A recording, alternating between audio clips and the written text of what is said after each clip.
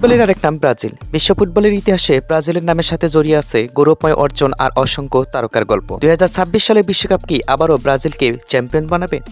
আজ জানাবো সেই 5টি কারণ যা ব্রাজিলকে 2026 বিশ্বকাপ জয়ের ফেভারিট করে তুলেছে।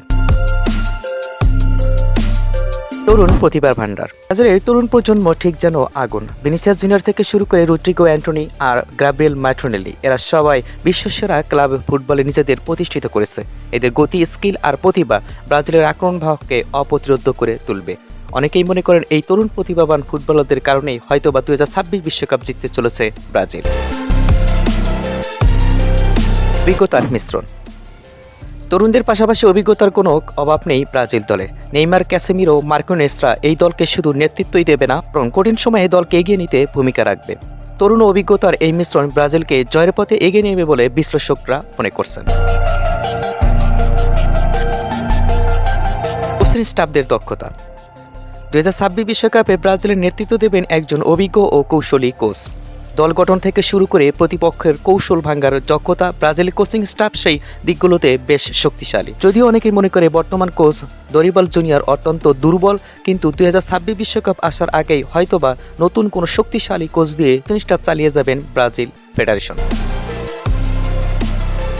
ঐতিহ্য এবং চ্যাম্পিয়ন্স মন মানসিকতা।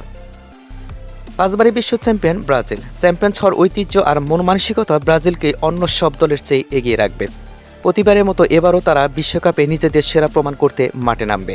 ঐতিহ্য এবং মানসিকতা একটি দলকে অনেক শক্তিশালী করতে পারে বলে 2026 বিশ্বকাপ জেতার সম্ভাবনা সবচাইতে বেশি দেখছেন ব্রাজিলকে। দলের গভীরতা এবং স্কিল। দলের গভীরতা এমন যে প্রথম একাদশের বাইরে থেকেও সেরা মানের খেলোয়াড়রা দলে থাকছে।